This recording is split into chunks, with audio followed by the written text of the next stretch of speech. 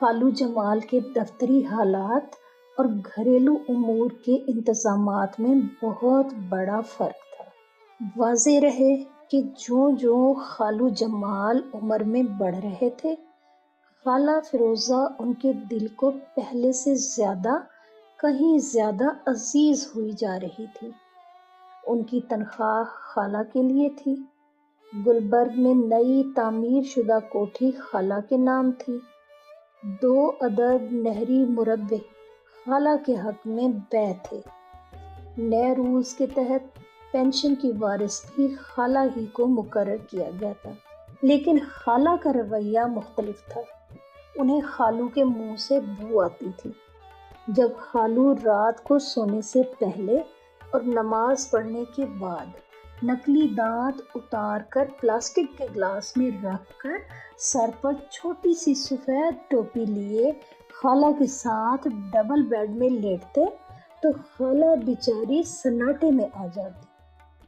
خالو بیچارے ان ساٹھے پاٹھے مردوں میں سے نہ تھے کہ ڈھلی دوپہر میں بھی ان کا حسن شاہ بلوط کی طرح قد آور ہوتا۔ وہ تو ساری زندگی ایک ہائی کلاس قسم کے کلرک رہے، فائلوں میں ڈوبے ہوئے، PIA کے مرغوں کی طرح ایک ہی گوشے میں کھاتے پیتے پلتے رہے۔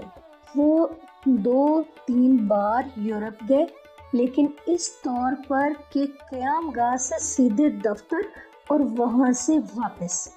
نہ کوئی تھیٹر، نہ کوئی نائٹ کلب، نہ کوئی سیر سپاٹے، نہ کوئی مقامی دوستیاں۔ پہل تو خالہ کو جمال صاحب کی انہی باتوں سے بہت گہری محبت تھی۔ ان کی ایک ہی کھوٹے سے بندھے رہنے کی خاصیت کو وہ بڑے زور و شور سے سراہا کرتی تھی، لیکن جب یہ بیل کسی اور تھان پر جا کر چرنے کے قابل نہ رہا تو خالہ اسے ڈنڈے مار مار کر کہتی، واہ، کبھی سنا ہے کہ مرد ذات ایسی ہو؟ ابھی تو زنخے بھی ادھر ادھر ٹامک ٹوئیاں مار لیتے ہیں۔ ان حضرت کو تو ہمیشہ سے عورت کو دیکھتے ہی پسینہ آ جاتا ہے۔ اس میں سارا قصور شاید خالہ کا نہ تھا، کیونکہ وہ بھی ایک ایسے ہی دور سے گزر رہی تھی۔ جو باتیں پہلے ان کے لیے قابل قبول تھی، اب ان کو ان تمام باتوں سے شدید نفرت ہونے لگی۔ جن چیزوں کا ہلکا سا ان کو نشہ تھا، اب ان کو وہ بالکل پسند نہیں تھی۔ دراصل سارا فطور لہو کا ہے۔ اس گھر کا لہو بگڑ چکا تھا، اس میں اینٹی باڈیز شامل ہو چکی تھی۔ جس طرح ایک نوزائیدہ بچہ جس کا RH فیکٹر مثبت نکل آئے تو وہ عموماً جانڈس کا شکار ہو جاتا ہے، اور اگر اس کا لہو تبدیل نہ کیا جائے تو یہی RH فیکٹر اس کے لیے مہلک ثابت ہو سکتا ہے۔ بالکل اسی طرح اس گھر کا RH فیکٹر بگڑ چکا تھا اور سارے گھر کو ساون کے اندھے کی طرح ہر جگہ سبز ہی سبز نظر آتا تھا۔ بیچاری خالہ کا قصور تو تب ہوتا اگر وہ نوجوان ہوتی اور پھر خالو سے محبت نہ کرتی۔ محبت کی بات تو کوئی ان دنوں ظفر سے کرتا، اسے اندر باہر ارد گرد بس ایک ہی چیز نظر آتی تھی، اور وہ تھی محبت۔ نئی لڑکی رشیدہ کو خط لکھنے کے بعد ظفر نے زبان سے لفافے کی گوند گیلی کی اور جلتو جلالتو پڑھتا لفافے کو بند کرنے لگا۔ لفافہ بند کرنے کے بعد اس نے محبت سے اس پر رشو کا پتہ لکھا اور اسے مذاہب عالم کی اس کتاب میں رکھ دیا جو اسے ابا جی نے عاریتاً دی تھی۔ شام پڑ رہی تھی۔ آج کوٹھے پر ابا جی نہ تھے۔ ایسی سکون کی گھڑیاں اس گھر میں کم آتی تھیں۔ دوسری منزل میں کوئی بچہ منہ کھولے اونچے اونچے رو رہا تھا۔ ظفر کھڑکی میں کھڑا ہو گیا۔ نیچے کھلونے جیسی کاریں آ جا رہی تھی۔ شہر کی آبادی اینٹوں میں مبہوس موہنجودڑو اور ہڑپے کے کھنڈروں کی طرح بے جان نظر آتی تھی۔ ظفر اس کھڑکی میں کھڑے ہو کر شہر کا تماشا دیکھنے لگا۔ وہ اس بازیچہ اطفال میں اس وقت تک کھو جاتا جب تک کہ اباجی اسٹیئرز سے اتر آتے۔ یہاں سے وہ اس مؤذن کی آواز سن سکتا تھا جو ہر اذان سے پہلے مائکرو فون پر اذان دینے سے پہلے چند ایک گھریلو قسم کی باتیں کر لیا کرتے تھے، اور جسے شاید یہ علم نہیں تھا کہ جہاں مائکرو فون اذان کو ہوا کے دوش پر اچھالتا ہے، وہیں چاول پک گئے ہیں، کاکا کہاں ہے، مولیاں گوشت پکا لو قسم کی باتیں بھی اونچی کر کے لوگوں کے کانوں تک پہنچا سکتا ہے۔ مظفر بھائی اپنی کار لے کر دکان پر جا رہے تھے۔ اظہر غالباً کہیں کرکٹ کھیلنے جا چکا تھا۔ ابا جی BNR کا کوئی لیکچر سننے گئے ہوئے تھے۔ اس وقت ظفر اکیلا تھا۔ یہ بہاولپور کی لڑکی کیسی ہے؟ ظاہر ہے اچھی ہوگی۔ یہاں پر کیوں آئی ہے؟ تمہارا قرار لوٹنے؟ احمق، کیا یہ میرے متعلق کبھی سوچتی ہے؟ وہ کیوں سوچے گی؟ ایسی بھیگی بلیوں کو ان کاموں کی فرصت نہیں ہوا کرتی۔ ابھی وہ انہی باتوں کے متعلق غیر ضروری سوال و جواب کا کھاتا بھر رہا تھا کہ بیرونی سیڑھیوں پر کھٹکا ہوا۔ ابا جی کبھی اندر والی سیڑھیوں سے اوپر نہیں آتے تھے۔ ظفر نے جلدی سے دنیا کے عظیم مذاہب کھولی اور پڑھنے لگا۔ کسی نے اس کے دروازے پر مدھم سی دستک دی۔ کون ہے؟ میں ہوں غازی۔ اچھا ٹھیک ہے، آ جاؤ یار، میں بہت بور ہو رہا تھا، آ جاؤ۔ غازی چپ چاپ اندر آ کر پلنگ پر بیٹھ گیا۔ میں یہ کتاب دیکھ رہا تھا۔ غازی یہ دیکھو۔ غازی خاموش رہا۔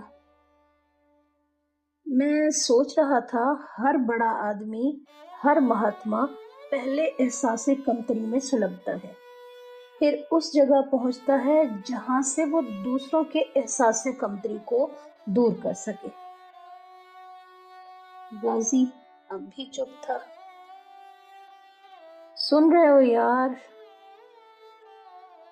غازی کی آنکھوں میں آنسوؤں کی نمی آ گئی۔ یار وہ نہیں مانتی۔ کون نہیں مانتی؟ ظفر نے آہستہ سے پوچھا۔ اچھا تم گلنار کی بات کر رہے ہو؟ اور ہم کس کی بات کریں گے؟ غازی نے کہا۔ کیا نہیں مانتی؟ میں نے اس سے کہا تھا کہ تم پیشہ چھوڑ دو، ہم کراچی چلے جائیں گے۔ تمہارے ابا جی مان گئے ہیں غازی؟ ابا جی وہ بہت دیر تک ابا جی کہتا رہا۔ غازی کے ابا جھنگ کے بہت بڑے ذمہ دار تھے۔ ان کی جاگیر قریباً 60 مربوں پر مشتمل تھی، جو زرعی اصلاحات ہونے کے بعد انہوں نے گھر کے مختلف افراد کے نام طے کر کے مختار نامے عام اور خاص حاصل کر لیے تھے۔ اس زمین کے شکمی اجارہ داروں کی فہرست اتنی طویل تھی کہ شاید ان کے رجسٹر میں بھی درج نہ تھی۔ ان کا سارا وقت ایسے بکھیڑوں میں گزرتا تھا کہ 3 نوجوان لڑکے جو بن ماں کے بچے بھی تھے، اپنے اپنے حالوں مست تھے اور ابا جی کو علم بھی نہ تھا۔ یہاں تک کہ ایک کا نام بستہ بے میں لکھا جا چکا تھا، دوسرا ذمہ داری کی جگہ نوجوان دوشیزاؤں کا عاشق ہے، اور تیسرا جسے سدھارنے کے خیال سے انہوں نے لاہور بھیجا گلنار کے نام کا دیپ جلائے بیٹھا ہے۔ پہلی بار جب گلنار کا بھوت غازی پر شدت سے سوار ہوا تو وہ سر پر کفن باندھے گاؤں پہنچا۔ رات تک ابا جی ڈیرے میں بیٹھے چاچا کرم داد اور کالو میراسی سے قانون استقرائی کی باتیں کرتے رہے۔ غازی نے کئی چکر لگائے لیکن چاچا جی ایک سانس میں بولتے تھے۔ سانس اکھڑ اکھڑ جاتا تھا لیکن بات کا تانتا نہ ٹوٹتا۔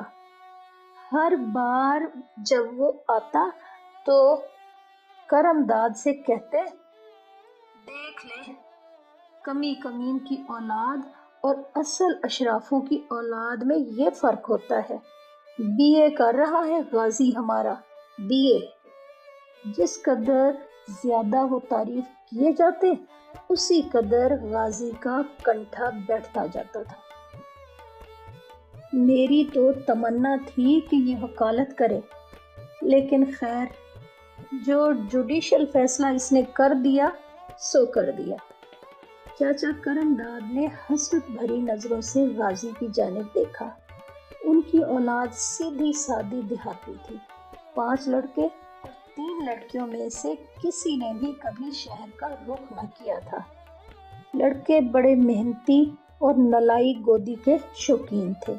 سہاگا پھیرنے اور غلہ گہنے کے علاوہ انہیں کسی چیز سے دلچسپی نہ تھی۔ گھر میں کوٹھے کے کوٹھے دانوں سے بھرے تھے، لیکن چاچا کرم داد کو نیاز محمد اپنے بھائی کی اولاد پسند تھی۔ اٹھتے بیٹھتے کہتے، ہمارا گھر تو بد نصیب ہے، بھائی نیاز محمد کی اولاد کو ذرا دیکھو۔